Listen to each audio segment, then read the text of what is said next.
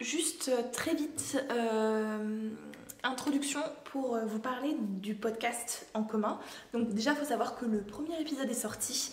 Il n'est plus uploadé sur YouTube maintenant, c'est que sur les plateformes de podcast. Je vous mets les liens en barre d'infos si nécessaire. Et aussi pour vous dire que du coup, le prochain épisode qui sortira du coup début juin et à propos de vos premières expériences sur internet. Je vous mets en barre d'infos le lien vers la vidéo IGTV que j'ai fait sur le compte en commun podcast Instagram qui donne un peu plus d'informations et surtout des idées en fait de sujets en fait à aborder ou de sous-sujets à aborder du coup par rapport à ce thème-là. Voilà, c'est toujours les mêmes règles, moins de 10 minutes, vous enregistrez, vous envoyez ça par mail, l'adresse contact@encommunpodcast.fr. Voilà, je vous laisse du coup avec la dernière partie de la vidéo entre sœurs et voilà, bon visionnage.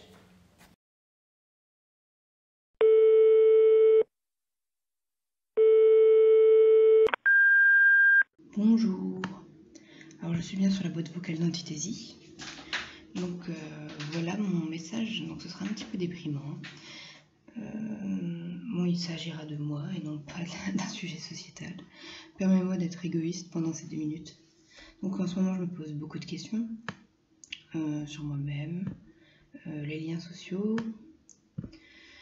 En fait, je ne sais pas pourquoi, j'ai toujours fui les foules, je n'ai jamais réussi à avoir beaucoup d'amis, maximum de 3 d'un coup, tout en enviant les autres groupes que je peux voir sur les réseaux sociaux. Donc il y a quelques mois, j'ai commencé à parler à beaucoup de gens. Je me suis rendu compte que je pouvais me socialiser avec des personnes très différentes et avec des âges et des maturités très différents. Le problème, c'est qu'elles ne s'entendent pas forcément toutes. En fait, j'ai 23 ans, je suis à la fac et je rêvais de faire la fête avec de nombreux amis. Pendant moi, je me suis investie comme une folle dans 6 nouveaux liens amicaux. Alors pour moi, c'est beaucoup. Mais après, j'ai réussi, on est sortis. Et après avoir sorti et avoir beaucoup discuté entre shot et shop, entre mouvement de pied maladroit et drague lourde, je me suis retrouvée épuisée, mais vraiment épuisée. Je n'envoie plus de messages et je bouge plus en fait. Puis j'ai regardé mon nombre d'amis sur Facebook, j'en ai vu 30. Et ce sont les vrais amis que j'ai eus depuis que je suis gamine, ceux avec qui j'ai décollé H24. Quand je vois les autres en avoir 100, 200, 300, en fait ça me déprime. Puis j'ai eu une réflexion sur les liens sociaux, les amitiés, les amours. Et en fait c'est toujours la même chose, ça se renouvelle continuellement. Et j'en ai marre, j'ai plus envie de m'investir dans rien. Voilà, c'est tout. Bye. Ok, il reste 2 thèmes à aborder. La famille nombreuse et le cas particulier qu'on a qui est qu'on travaille ensemble. Yeah. Come on. Ok, bah alors pour la famille nombreuse, déjà moi je trouve qu'on n'est pas une famille nombreuse. Voilà. Ah ouais? Ouais, je trouve pas qu'on est une famille nombreuse. Je trouve qu'on est une famille, oui, où on n'est pas. C'est pas une petite famille, c'est une grande famille, c'est sûr. Mais c'est pas une famille nombreuse. Une famille nombreuse, en vrai, franchement, c'est à partir de 5, quoi. Là, à partir de 5 gosses, 6, 7. Moi, je connais plein de gens qui ont plein de gosses.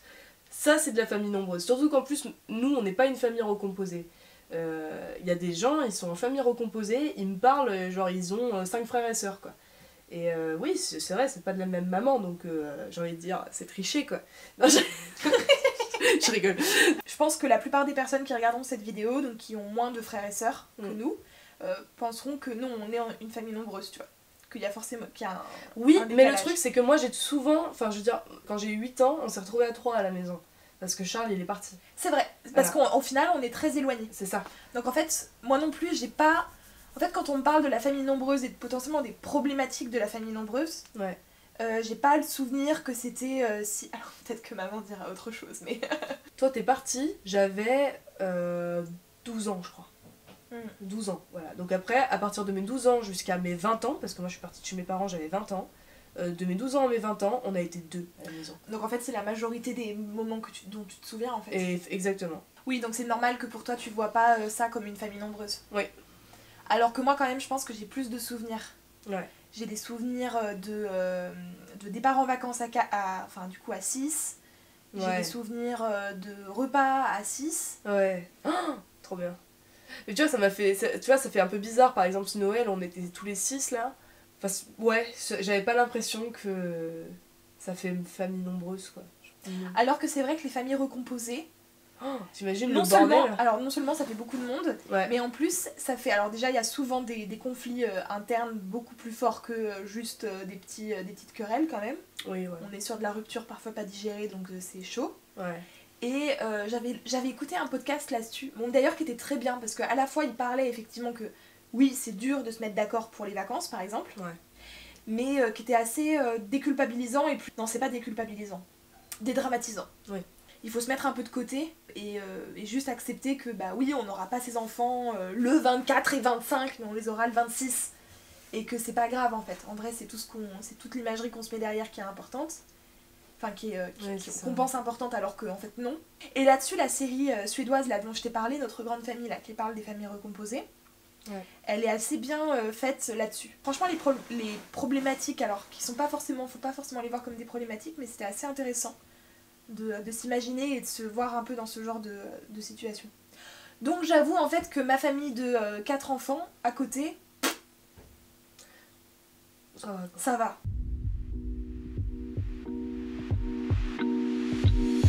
On a travaillé donc avec maman, on a travaillé ensemble. On a travaillé ensemble avec maman et ensemble sans maman. Et alors je me souviens la première fois qu'on a travaillé ensemble, moi j'avais 16 ans et toi t'avais bah, du coup 21 ans. Ouais. Et moi j'ai pas un bon souvenir, Enfin si, j'ai un super souvenir de cette colo. C'était une super colo. Mais il me semble quand même que ça a été un peu conflictuel entre nous, quoi. J'ai pas l'impression d'avoir été une salado quand même. Il me semble pas que... Enfin je veux dire c'est... C'était pas ça. Non, c'était pas le fait que t'étais une salado. C'était pas ça. C'est quoi alors? C'est que t'avais un rôle qui Ouais. était pas forcément défini, ce qui est déjà une erreur en soi. Ouais. Parce que c'est pas de ta faute. Ouais. Et en vrai je crois pas que ça soit de la mienne non plus. Mais bon bref, c'est trop tard pour... Maman. Mais t'avais pas un rôle défini, t'étais, tu sais, aide animatrice. Ouais.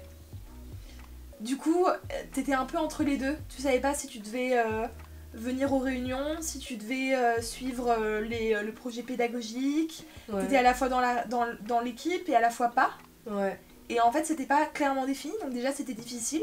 Je me souvenais pas que Tu te j'avais le souvenais cul. de quoi Je pensais pas que j'avais le cul entre deux chaises. Hein. Je me souviens que c'est entre nous deux, quoi, que ça a été conflictuel, quoi. Qu'il y a des moments, tu m'as engueulé et j'ai pas bien compris pourquoi, quoi. Tu vois. Et moi, c'est ça dont je me souviens, quoi. Oui, bah t'as pas pris de recul dessus en fait. Ouais, non, j'ai jamais trop réfléchi à ça, quoi. Voilà, c'est tout. Alors moi, je pense pas que c'est de travailler en famille. Je pense que ça a un énorme avantage, surtout en séjour de vacances, c'est qu'en fait, t'es en sécurité affective avec la personne avec qui tu travailles. Et que donc, bah, par exemple, je peux parler avec maman. Maman, moi en ce moment, ça fait 2-3 ans là, que je fais ces directions adjointes de centre. Et en fait, ça me va très bien de faire ça. Parce que on peut se jeter. Non mais on se jette pas toute la journée, bien sûr que non, loin de là, on C'est s'entend la très bien. guerre. Non mais c'est le premier truc qui me vient, c'est ça, c'est qu'on peut se jeter sans que ça soit un problème, c'est-à-dire qu'on va pas derrière, ça va pas niquer toute la colo, quoi. Genre parce que dans un endroit, en fait, si t'as le directeur et le directeur adjoint, enfin, je vois pas pourquoi j'ai masculinisé le truc là, mais si t'as la directrice et la directrice adjointe qui se jettent, ça peut vraiment foutre le boxon dans l'équipe et tout ça. Ouais. Mais à un moment, tu vas avoir besoin en fait de te jeter parce que tu es pas contente, parce qu'en fait, de toute façon, tu es fatiguée en colo. Et donc, il y a des choses que tu vas prendre d'une certaine manière, que tu n'aurais pas forcément prises comme ça, avec du recul ou avec un peu plus de professionnalisme, pas fatiguée, quoi. Mais bon, en séjour, c'est compliqué. Et en fait, tu vas te jeter et ça sera pas un problème, tu vois. Et alors, après, le gros avantage de travailler avec toi ou Marie-Cécile, on a la même méthode de travail, on travaille de la même manière, on pense la même chose au même moment. Quand il y a quelqu'un qui va faire, quand il y en a une qui va faire quelque chose, l'autre va savoir que l'autre l'a fait. Ouais. Enfin, c'est des trucs comme ça. La enfin, charge ça- mentale, et ça c'est incroyable, Ouais. la charge mentale, elle Et est répartie, elle est quoi. répartie Mais bien réparti. et sans qu'on en parle. Voilà, c'est ça. Exactement. Ouais. Franchement, j'ai des souvenirs avec maman ou même toi en colo, Ouais. de genre, je me dis, oh, il faut que j'aille poster la lettre, j'arrive dans le bureau et en fait la lettre elle est déjà postée. Et ça c'est con, hein, c'est juste une lettre à poster, mais en fait, dans une colo où la charge mentale elle est juste énorme sa mère, Ouais. savoir en fait qu'il y a des personnes qui vont voir les choses et qui vont se dire ok je le fais bam bam bam bam bam, et ce en plus sans coordonner, sans avoir besoin de coordonner, parce que je veux dire c'est normal que les animateurs et les animatrices ils aient besoin de coordination, certains je veux dire, et c'est normal que du coup on donne un peu des consignes genre ah pense à prendre le goûter ou des choses comme ça, d'accord, ça c'est un truc, c'est normal, j'accepte, mais ça demande une charge mentale, parce que du coup on se dit ah il faut que je fasse penser à prendre le goûter, à retirer de l'argent, à voilà. Et j'avoue que quand tu travailles avec des personnes qui en fait vont y penser, c'est bien. Je sais pas, mais j'ai ce souvenir par exemple dans le car là de VPT, au bout de ma vie, et Héloïse qui me dit tu me donnes un peu d'argent, je vais aller chercher le goûter. Ouais, c'est ça. Et ça, une animatrice ou un animateur qui dit ça, mais genre c'est l'orgasme de la journée en fait. Et en plus tu sais que ça sera bien fait, c'est-à-dire qu'il va pas juste ramener des petits beurres. Ouais, grave. J'ai pris le moins cher, j'ai pris 2 paquets de petits beurres. Ah putain. Merci. Merci. Bah du coup moi en fait la première fois que j'ai pas bossé avec vous, ça s'est très très mal passé. J'avais 17 ans, mais du coup j'étais animatrice. C'était une horreur. Je suis tombée sur des grognasses qui m'ont traumatisée. Enfin bref, c'était pas cool quoi. Du coup, la deuxième expérience que j'ai eue sans vous, donc c'était en août dernier, et là ça s'est bien passé en fait. Oui, ça m'a un peu. C'est vrai que il y avait des choses. Ça fait un choc. Hein. C'était compliqué, j'ai ramé. Mais en fait, si j'avais été avec toi à ce moment-là, on aurait ramé à 2. Et on n'y serait quand même pas arrivé quoi. C'était pas. Enfin, genre, oui, on bosse bien ensemble, mais on n'arrive pas non plus à faire tourner un centre à nous deux quoi. Oh, bah, tu sais, c'est comme Montagny. Hein. Ouais, c'est ça. Montagny, on était. Toi, moi, maman, Germain. Ouais. Et on a ramé. Mais... Et on a ramé. On y arrive. Et quand on dit qu'on n'y arrive pas, en vrai, on y arrive. Hein. C'est pas le. On ferme pas le centre pour raison. Non. non, on va jusqu'au bout. Les enfants sont. Montagny quand même, non, je peux pas dire qu'ils étaient en pleine forme parce que c'est pas vrai. Mais c'était pas de notre faute. Ils sont arrivés malades. C'est ça. Non, mais au moins ils étaient en sécurité physique, on va dire. Enfin, à peu près, parce que il y en a quand même un qui s'est fait. Non, vraiment, défoncer, c'était vraiment difficile. Ouais, cette colo là, c'était chaud. Je vous mets la vidéo dans le i. Mais vraiment, ça m'a secoué. Et là, pour le coup, on était tout ensemble. Ouais. Et en vrai, heureusement quoi. Ah, c'est clair. Parce que là, toute seule... L'angoisse. Ah, c'est l'angoisse. Hein. Souvent, dans ces ambiances-là, c'est aussi possible que l'équipe, en fait, se disloque. Ouais. Parce que du coup, c'est trop le boxon, c'est trop le dawa, tout le monde est fatigué, toi t'es au bout, enfin, c'est le contexte parfait pour une embrouille d'équipe. Et en fait, elle a pas eu lieu, cette embrouille d'équipe. Non, on s'est jamais embrouillé. Non. On s'entendait bien. Oh, ça me manque des petites équipes comme ça, purée. C'était bien, hein. Ah ouais. Mais je vais la refaire, je pense. C'est des petites équipes comme ça, mais c'est trop génial, quoi. C'est tellement intéressant. Alors que... Bon, les grandes équipes, j'aime beaucoup aussi, mais c'est... Moi, je trouve qu'en termes de direction, ça me frustre beaucoup. Et déjà, Montagny, c'était déjà frustrant parce que du coup, j'étais directrice. Et j'avais... Bon, à la fin, j'étais juste contente d'être dans le bureau, mais au début de la colo, j'avais cette sensation que j'étais beaucoup dans le bureau et que du coup, je profitais pas. Si tu veux que tes animes, ils partent à l'heure, il faut que tu sois sur le terrain pour qu'ils partent à l'heure, en fait. Oh, mais ouais. Si tu veux que tes animes, ils fassent ça comme ça, il faut que tu sois sur le terrain pour leur montrer qu'il faut qu'ils fassent comme ça. Si tu veux que tes animes, non, en fait, il faut que tu sois là, il faut que tu leur montres, en fait. Enfin, ça, c'est comme ça que ça marche, la vie, en fait. C'est ça, ton taf, en fait, de direction adjointe. C'est pas de faire des plannings. Les plannings, je m'en carre le cul, en fait. Je m'en carre le cul, les plannings. Je veux dire, là, mais là, on est tout seul, c'est nous qui gérons les repas. Si les gamins, ils sont en retard d'1 heure, mais on s'en carre. J'ai déjà entendu ça, des retours comme ça de directeurs qui, en fait, disent, bah, en fait, mon adjoint ou adjointe, elle s'est barricadée dans le bureau et elle faisait des plannings. J'ai déjà entendu. Ça a l'air d'être assez récurrent. En fait, c'est une bonne façon, je pense que c'est de la procrastination. Et encore, c'est même pas le bon mot parce que c'est pas que tu procrastines, mais c'est que t'évites, c'est de l'évitement.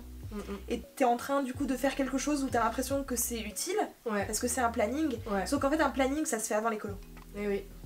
Genre, si t'en es à faire du planning pendant la colo, c'est que t'as loupé un truc. Ouais. Enfin, je dis pas, hein, je veux dire, faire le planning de la journée, oui, il faut le faire. Mais Ouais. en vrai, ça doit pas te prendre... C'est une journée dans la semaine. Ouais. C'est une journée dans la semaine.